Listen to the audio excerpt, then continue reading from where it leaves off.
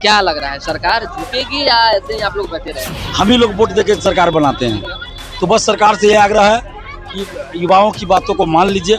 आज बिहार की बेटियां सड़क पर हैं, बिहार के बेटे सड़क पर हैं, तो अच्छा नहीं लग रहा है। आपको क्या लगता है जो छात्रों में आक्रोश दिन पर दिन बढ़ रहा है, सड़कों पे छात्र उतर रहे हैं, क्या वाकई सरकार इसमें जिम्मेवार है? सरकार की पूरी गलती सामने है? अगर सरकार संवेदनशील हो युवाओं के प्रति, युवाओं के बारे में सोचे, तो युवाओं को सड़क पर उतरने की जरूरत कहाँ पड़ेगी।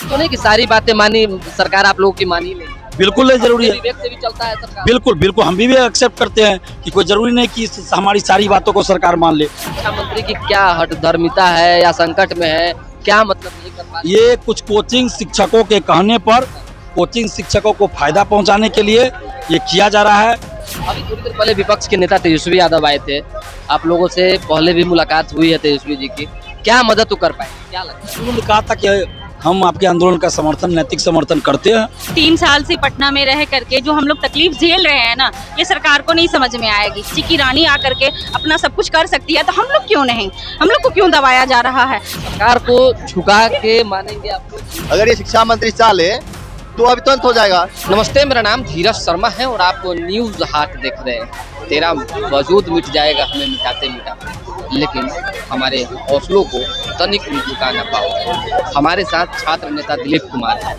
आज चौथा दिन है और धरने पर बैठे हुए हैं और दिलीप कुमार के साथ जो है हजारों की संख्या में देश और राज्य के भविष्य हैं, छात्र हैं, वो नौजवान हैं जो भूखे प्यासे जो है सड़कों पर बैठने को मजबूर होते हैं। आपकी भी तबीयत नासाज लग रही है, क्या लग रहा है, सरकार झुकेगी या ऐसे ही आप लोग बैठे रहेंगे? देखिए, हम ये नहीं कहेंगे कि सरकार झुक जाए या झुकने वाली बात, हम तो यही कहते हैं कि सरकार बात को मान ले। झुकने वाली बात हम नहीं कहेंगे कि सरकार हम लोग के सामने झुक जाए। भाई लोकतंत्र है, हम ही लोग वोट देके सरकार बनाते हैं, तो बस सरकार से ये आग्रह है कि युवाओं की बातों को मान लीजिए।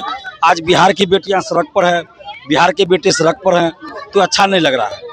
और जो बिहार गणतंत्र की जननी, लोकतंत्र की जननी, छात्र आंदोलन की जननी, आज उस राज्य की राजधानी में हजारों लोग रोज गर्दनी बाग में बैठ रहे हैं, रात में भी रुक रहे हैं, तो ये बिहार से बाहर एक अच्छा मैसेज नहीं जा रहा बिहार के लिए।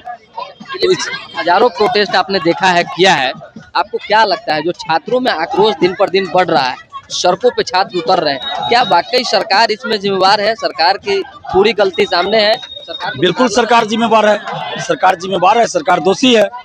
अगर सरकार संवेदनशील हो युवाओं के प्रति, युवाओं के बारे में सोचे, तो युवाओं को सड़क पर उतरने की जरूरत कहाँ पड़ेगी।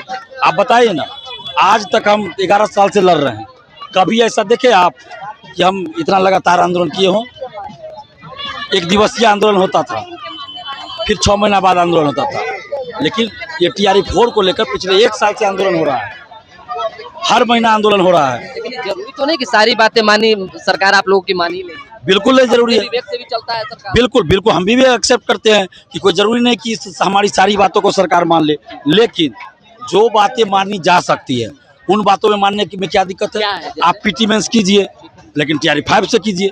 आपकी बात रह गई, आपकी भी बात रह गई कि आपने PT मेंस भी कर दिया, अभ्यर्थियों की भी बात रह गई कि TRE-4 में आप नहीं कीजिए, इसमें क्या दिक्कत है? शिक्षा मंत्री की क्या हठधर्मिता है या संकट में है, क्या मतलब नहीं कर पा रही? ये कुछ कोचिंग शिक्षकों के कहने पर, कोचिंग शिक्षकों को फायदा पहुंचाने के लिए ये किया जा रहा है कि उनका कोर्स बिक सके, इसलिए PT मेंस किया जा रहा है और कोई वजह नहीं है। ये सब बहाना है। BPSC से पहले भी कोचिंग शिक्षकों के कहने पे नॉर्मलाइजेशन का भी परसेंटाइल लाती थी, तो आज वही हो रहा है। कोचिंग शिक्षकों के कहने पर ये लोग ये ऐसा कर रहे हैं कि PT मेंस लेंगे। आपको PT मेंस लेना है, लीजिए ना, हम लोग स्वागत कर रहे हैं, लेकिन TRE-5 से लीजिए और उसके बारे में अभी जानकारी दीजिए, सिलेबस अभी दे दीजिए, ताकि अभ्यर्थी उस अनुसार तैयारी करे। और इसका भी ख्याल रखिए कि आप शिक्षक की नियुक्ति कर रहे हैं, शिक्षक का काम है स्कूल में पढ़ाना, तो उससे संबंधित ही आप सिलेबस दीजिएगा। अभी थोड़ी देर पहले विपक्ष के नेता तेजस्वी यादव आए थे, आप लोगों से पहले भी मुलाकात हुई है तेजस्वी जी की, क्या मदद तो कर पाएंगे, क्या लगता है? नहीं, आज तो हम लोग के पास तेजस्वी नहीं आ पाए। यहाँ नहीं आए थे। 18 तारीख को आए थे, परसम दिन ही, हाँ। तो उन्होंने कहा था कि हम आपके आंदोलन का समर्थन, नैतिक समर्थन करते हैं, यही उन्होंने कहा था। आज नहीं आए तो क्या मतलब, कोई कारण था या? हो सकता कोई कारण हो, मुझे नहीं जानकारी है। हमसे तो किसी से उस दिन भी आए थे तो हमसे कोई कांटेक्ट नहीं किए थे, वो लोग आए थे। आज भी आए तो हमसे कोई कांटेक्ट नहीं किए कब तक बैठे थे, यहाँ तो नहीं आए थे आज, कब तक आप बैठे रहेंगे? जब तक हम लोगों की मांगों को सरकार मान न ले। सरकार तो कह रही है कि क्यों मानेंगे, सारी बातें छात्र की क्यों मानी जाएगी? अच्छा आप ये बताइए हम लोग क्या गलत मांग कर रहे हैं? हम सिर्फ इतना कर रहे हैं कि जिस पैटर्न पे आपने TRE 1 2 3 लिया उसी पैटर्न पे TRE 4 ले लीजिए, क्योंकि 2 साल की देरी हो चुकी है।